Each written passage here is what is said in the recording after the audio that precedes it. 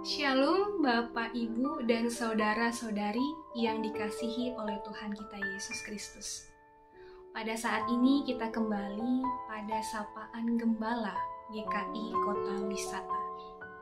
Setelah berbicara mengenai kasih, sukacita, dan damai di hari yang lalu, saat ini kita ingin belajar melalui tema kita mengenai 3 buah roh lainnya, yaitu kesabaran, kemurahan, dan kebaikan. Jemaat yang dikasihi oleh Tuhan, berbicara mengenai kesabaran, seorang jurnalis bernama Robin Meadows pernah mengatakan, kesabaran adalah menunggu tanpa mengeluh.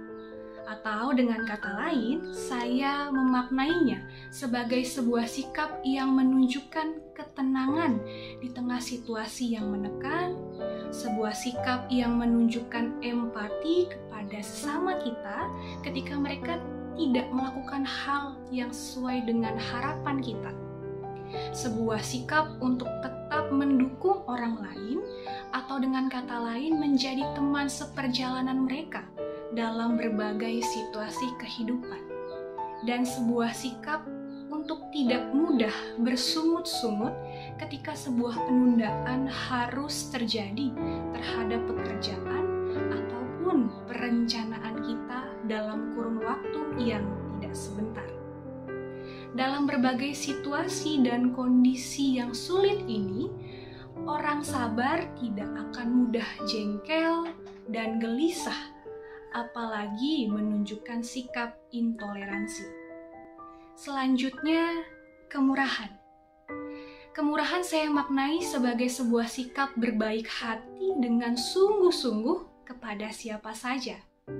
Menganggap bahwa semua orang layak mendapatkan kemurahan tanpa mempedulikan perbedaan sudut pandang ataupun budaya yang terwujud atau ditampilkan dalam sikap inisiatif untuk memuji orang lain dan berbelas kasih untuk melayani atau menolong setiap orang yang membutuhkan, dan tetap menunjukkan kesopanan juga kebajikan kepada siapa saja tanpa terkecuali. Pada akhirnya, orang yang bermurah hati atau baik hati tidak akan menciptakan permusuhan atau bahkan tidak memiliki keinginan buruk atau iri hati terhadap orang lain. Dan yang terakhir adalah kebaikan.